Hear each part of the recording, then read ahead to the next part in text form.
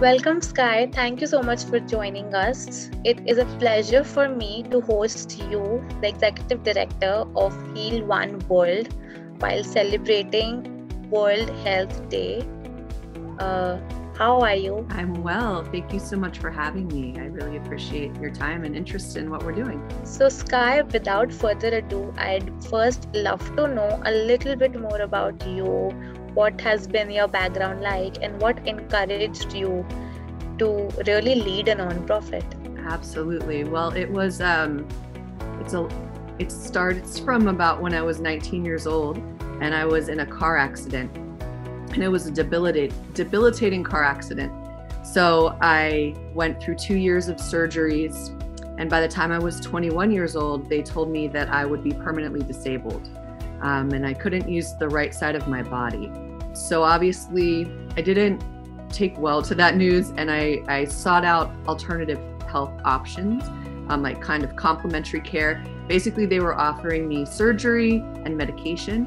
And during that time as well, I lived in the car with my mom and our cat.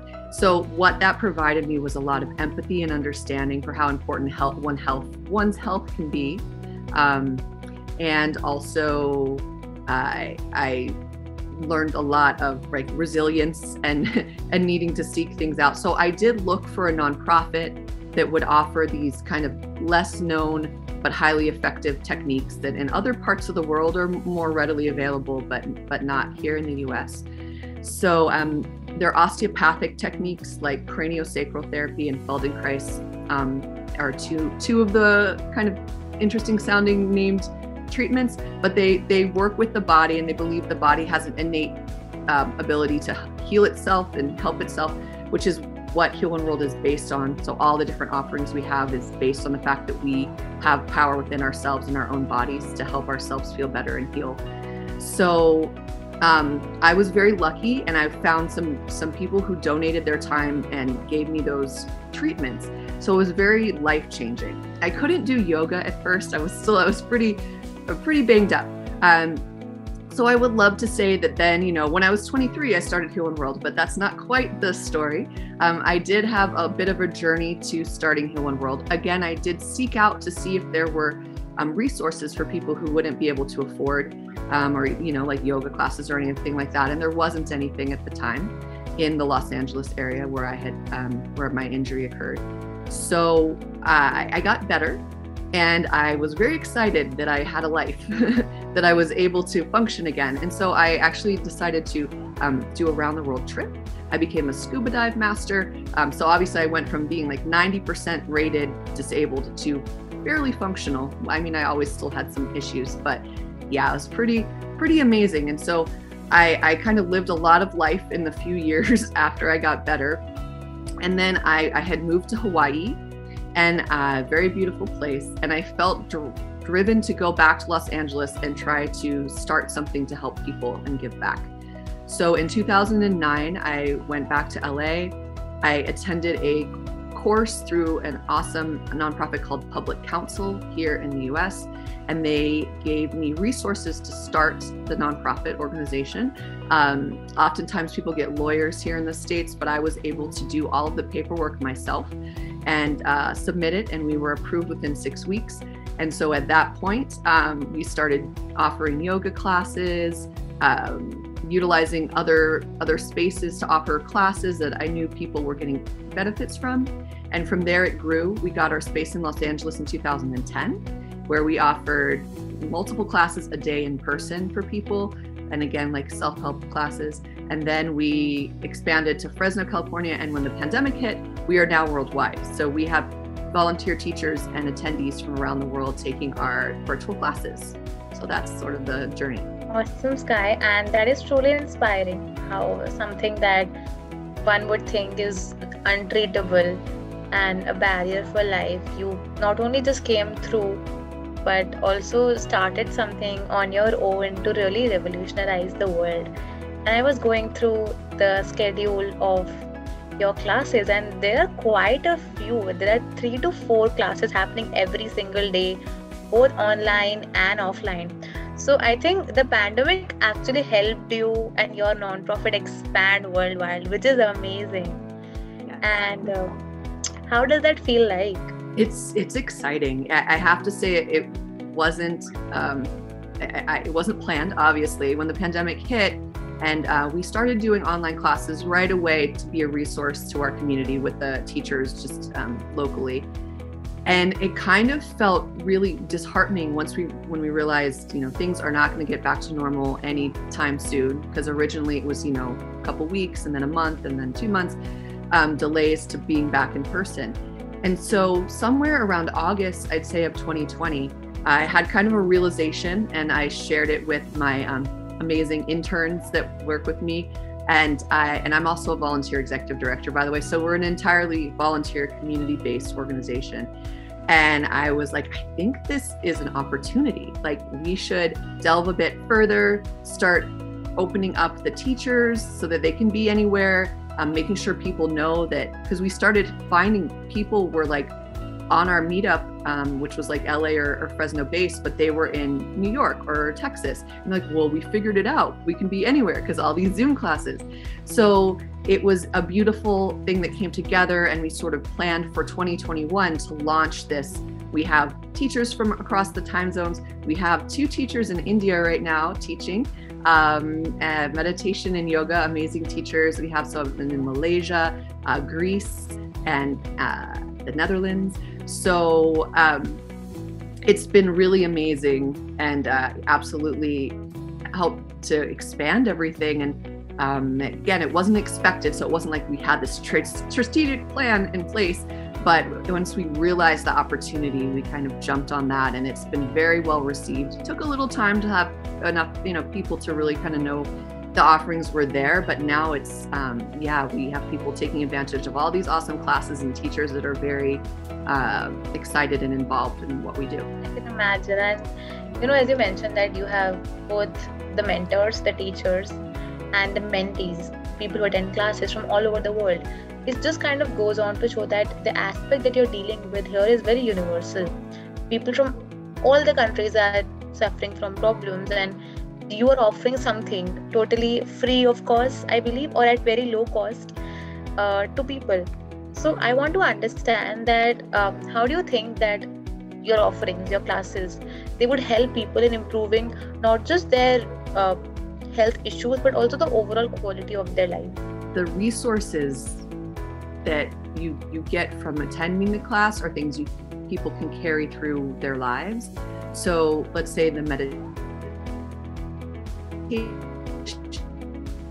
and offer meditation, the participants are learning about themselves and learning stress management, and their skills that they can take outside of that class and apply them to and teach their friends.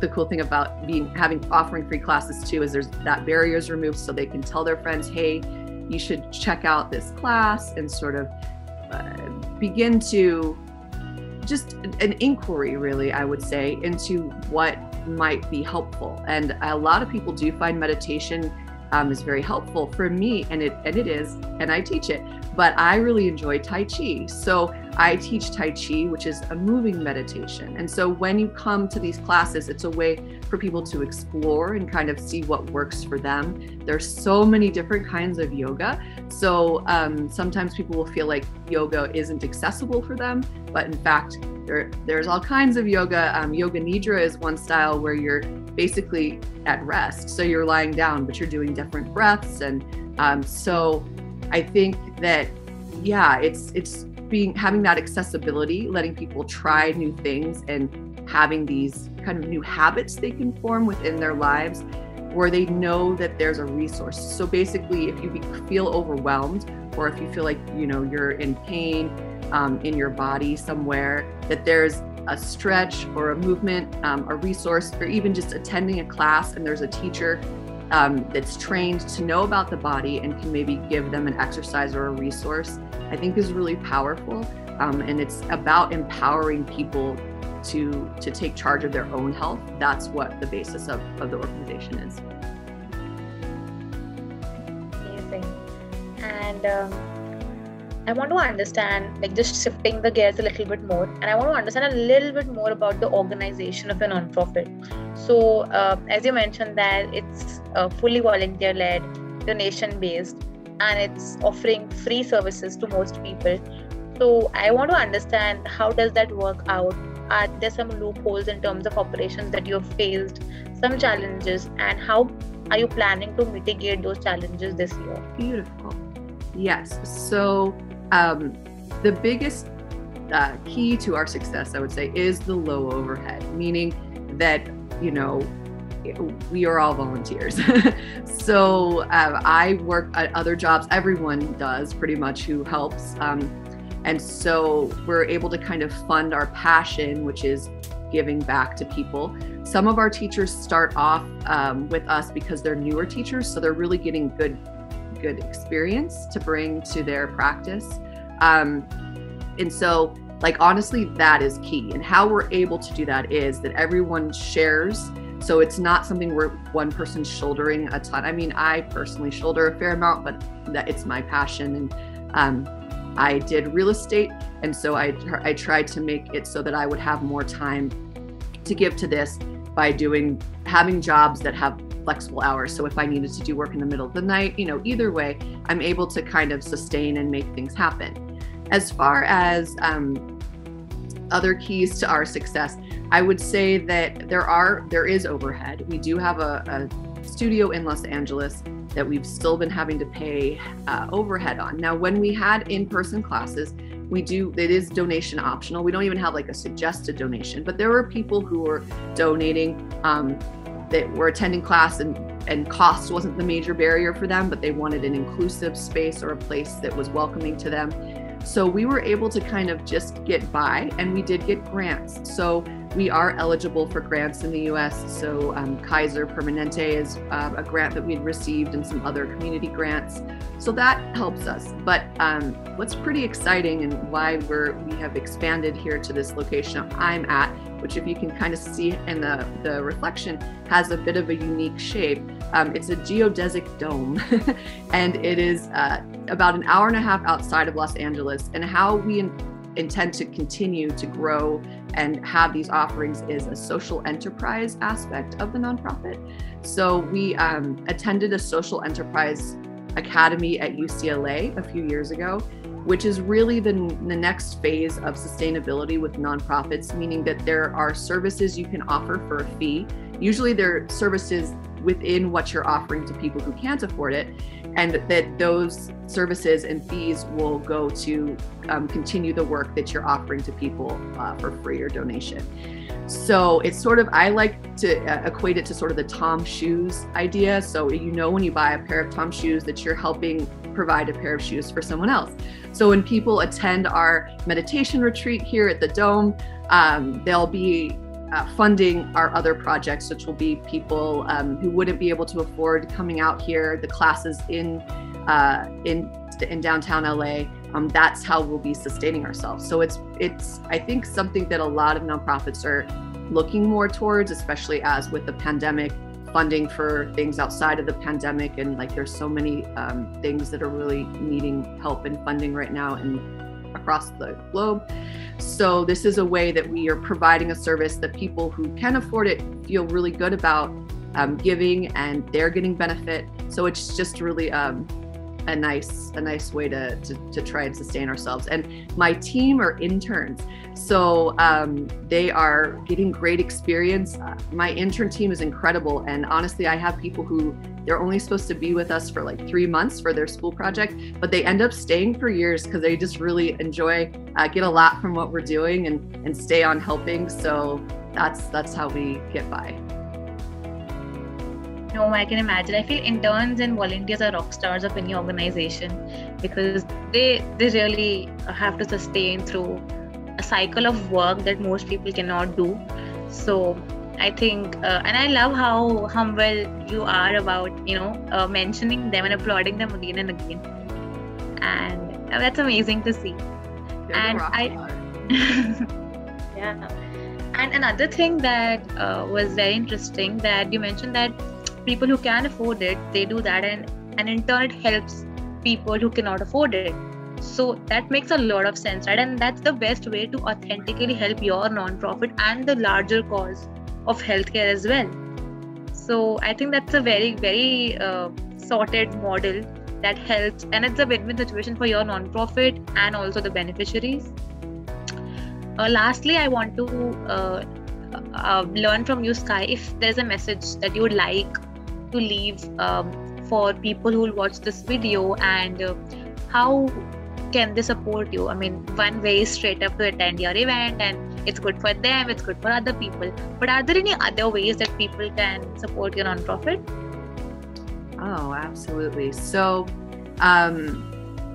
we have a film festival, which I'll just throw out there as well. It's our fundraiser, but it's a way that if you're out there and you're hesitant to try any of our offerings, although I say just give it a try, but you're interested in film and documentaries, we have a film festival called Awareness Festival. So when I started the nonprofit and I did all that paperwork that I had to do, it requires you to come up with a fundraiser.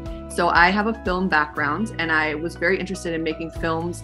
I also am a strong advocate of like empathy and awareness of other people's plights. So I wanted to make films that did that enlightened people or raised awareness.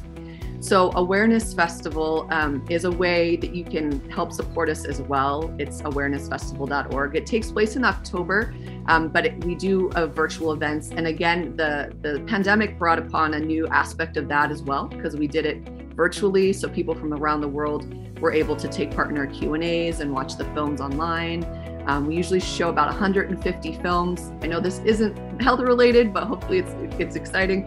And we do have health related films in the festival, but that is one way that you can support our cause and learn about really interesting things going on in the world by watching these films. So, and other than that, it's sort of spreading the word about our resource, I think, is the biggest way people can support. Obviously, donations are always very helpful, and we do still look for volunteer teachers. So if anyone that's interested in volunteering, you can be anywhere as long as you have internet, or you're in the Los Angeles area. You can offer a skill, and taking a look at our website and seeing our offerings, you can see it's pretty eclectic. We have some like energy healing, and people can help themselves with that. We have breath work, self-hypnosis, so some interesting, along with the nutrition, cardio classes. We have like a boot camp class, and like a rock and roll cardio class, along with all these cool yoga and meditation and tai chi. So yeah, let people know about that, or come and volunteer. If you'd like to volunteer just about raising awareness to what we do, we're always looking for volunteers. And sometimes too, we need donations of mats and blocks and things that people utilize at our studio. So those are the ways that people can join us and help. Absolutely. And thank you for those tangible ways. I really like the calendar of the activities that is just planned so ahead of time, that gives people an idea. And I think I see myself attending those as well. So thank you, Skye. With that, we come to the end of this interview, and I really hope that you get a lot of volunteers and donors who help your nonprofit and also spread the word about the amazing work you do. Thank you for joining us. Thank you so much for this interview and taking the time to learn about our nonprofit. And yeah, thank you for all the work that your organization does to elevate nonprofits. It's very important. Thank you. Before you leave, we have a little ritual.